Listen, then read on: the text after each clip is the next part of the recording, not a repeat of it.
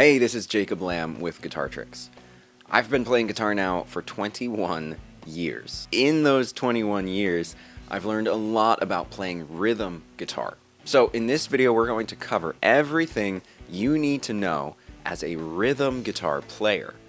Now, this is going to be an overview of topics that you should do a deeper dive into.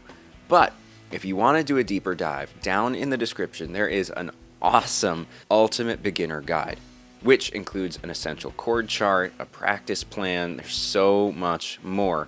And there's other links also to guitar topics, so you can learn everything you need to know right here with Guitar Tricks. Now, we're going to break all this information down into 3 sections: beginner, intermediate, and expert.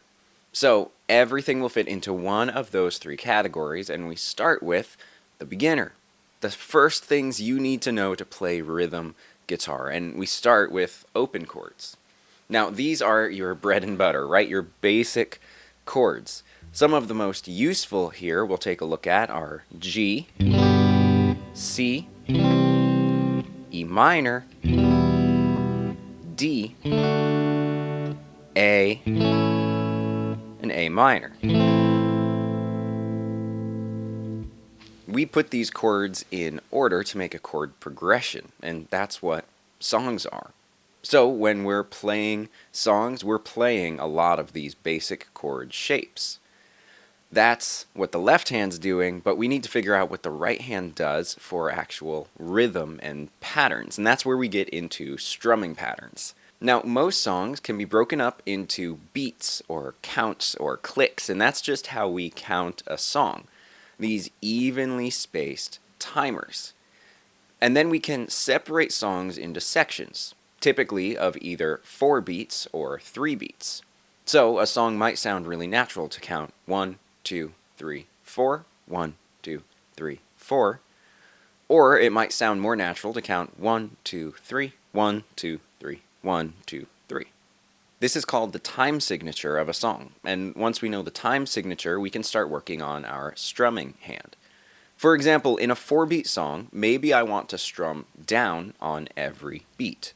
So I could count 1, 2, 3, 4, 1, 2, 3, 4, 1, 2, 3, 4, 1, 2, 3, 4. Or for a 3-beat song, we'd count 1, 2, 3, 1, 2, 3, 1, 2, 3, 1, 2, 3. Now we don't need to just strum down, we can also strum back up. So let's take a look at the 4-beat one again, and we'll go down, up, down, up. 1, 2, 3, 4. 1, 2, 3, 4. This is really useful because it changes the order that the notes are being hit. First from the thickest string going down, and then the thinnest string coming up. And that varies the chord, so it keeps it more interesting. Now the really cool thing is we can put different down and up strums on different numbers. So maybe they can all be down, they can all be up, they can be a mix. Some of them don't even need a strum at all. So all of a sudden we're playing different rhythms with our right hand. Those are the basics. We've got already a bunch of chords, strumming patterns, and strumming both down and up. Now, heading into the intermediate section, we're going to subdivide these numbers, and we're going to do that by placing the word "and" between them, whether it's 4 beats or 3 beats. This is called the upbeat. Now, it's called the upbeat because we might tap our foot, clap our hands, nod our head along to a song, and we tend to do that on the numbers, the downbeat. 1, 2, 3, 4. Well, to go down, we need to come up so we can go back down. So we've got the downbeat and the upbeats between them. Now, this really helps us to make some creative patterns. Already, we can play a little bit faster. These are now called 8th note strums. There's 2 of them per 1 single beat.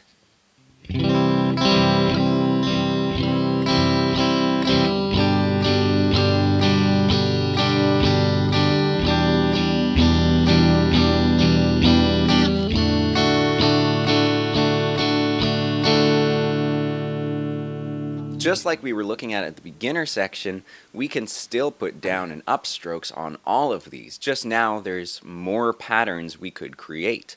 And this brings us into something called syncopation. Syncopation is when we bring in a new chord on an upbeat. So we kind of fall into it almost. So instead of sounding like this, 1, 2, 3, 4, 1, 2, and 3, and 4, and 1, we might play something more like 1, and 2, 3, and 4, and 1, and 2, 3, and 4, and 1, and 2, and 3, and 4. This creates some interesting rhythms and separates us a little bit from all the songs that are coming in directly on a downbeat. Syncopation really has to do with accents, and that's the next thing we're looking at.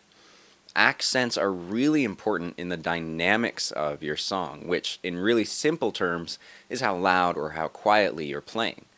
There's a huge difference from playing rhythms all at the exact same volume and accenting certain notes so that they pop out a little bit more. I'll show you what I mean by doing an 8th note strum just like we did a minute ago. I'm going to do every single strum the exact same volume.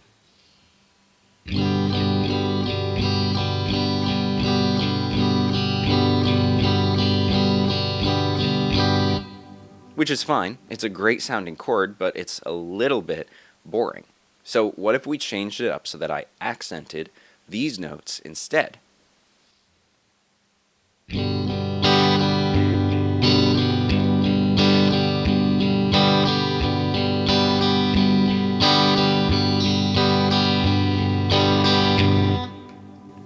Just like when we were doing down and up, which helped change the order we were coming at the notes, this accenting now also changes the dynamics of our song. So just playing one chord, we've got two differences, the order we're coming and the volume we're playing it at, and it makes that one chord a lot more interesting.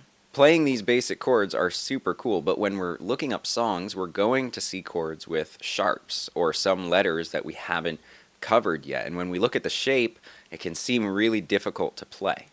So it's really important to get down a movable chord shape, something like power chords or bar chords.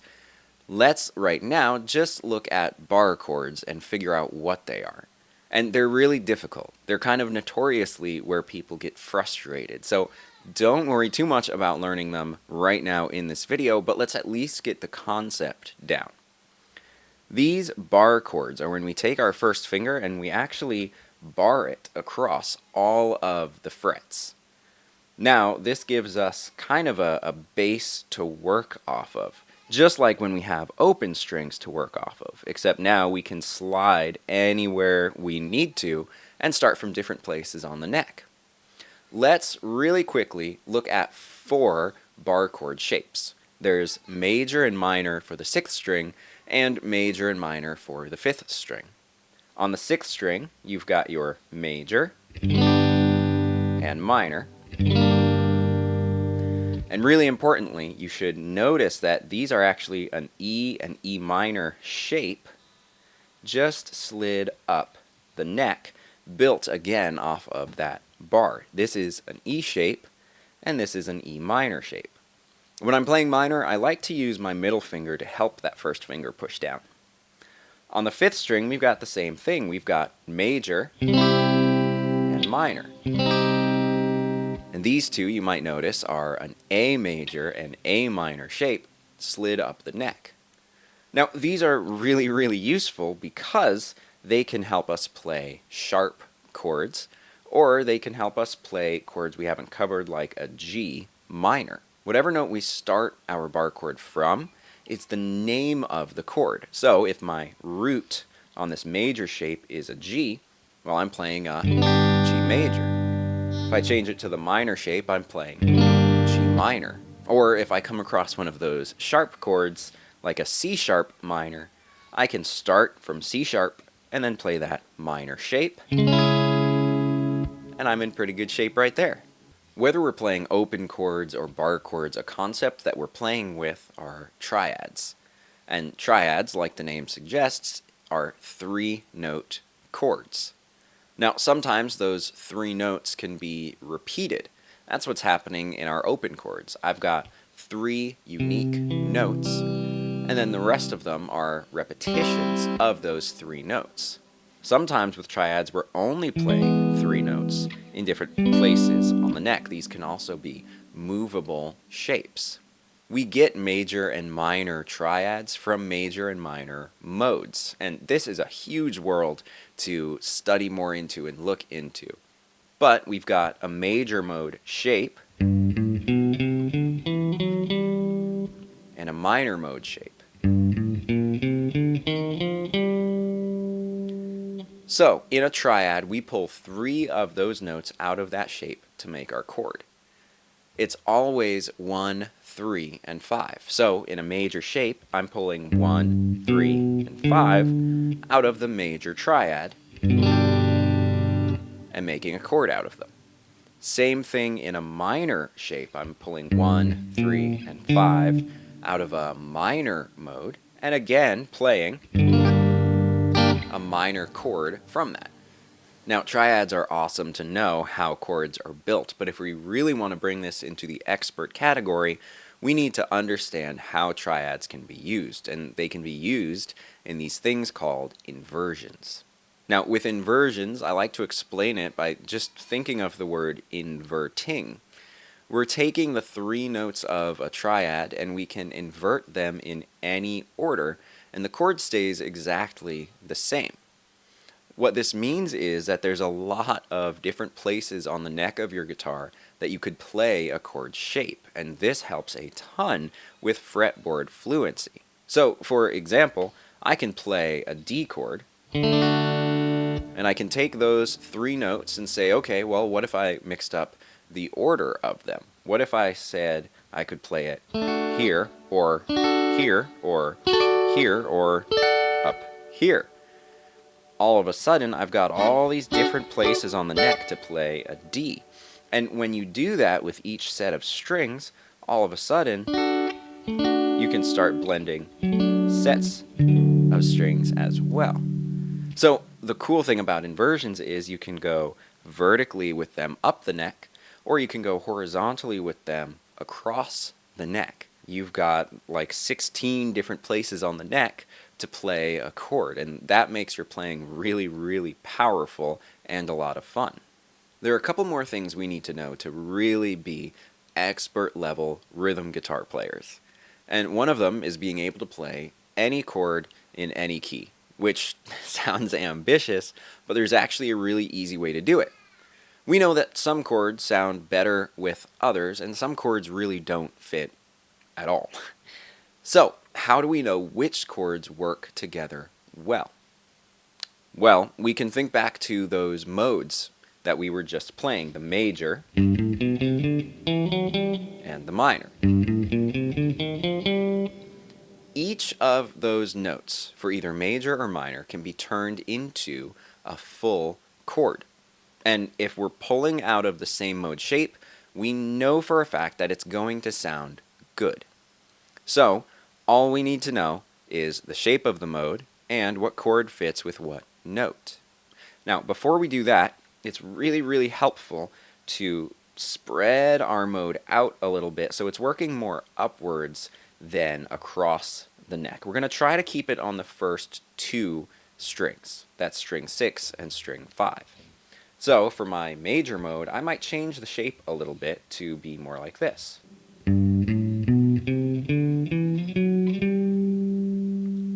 And for my minor mode, it would be more like this.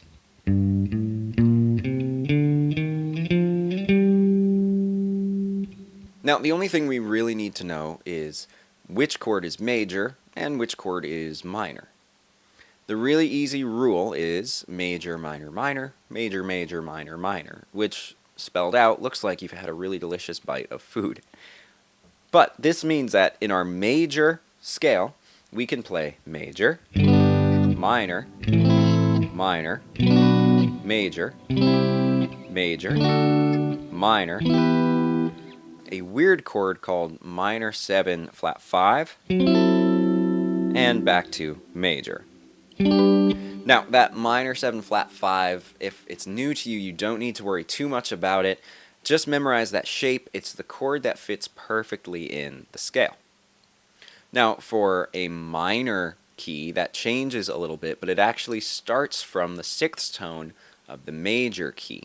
I know that's a lot of information at once, but the cool thing about YouTube is you can re-watch it as many times as you need. So, same exact pattern, but starting and ending from the 6th tone of the major key. So this time we're playing minor, minor 7, flat 5, major, minor, minor, major, major, and back to minor. So that means that we could look at something like a C sharp major key and say, okay, I know how to build that mode shape, and I know the order of the major and minor chords. That's amazing. Finally, we want to be able to play some odd time signatures. Not every song is 4 beats or 3 beats, so get comfortable with counting 5 beats or 7 beats, which might sound really weird at first, but it's important to know.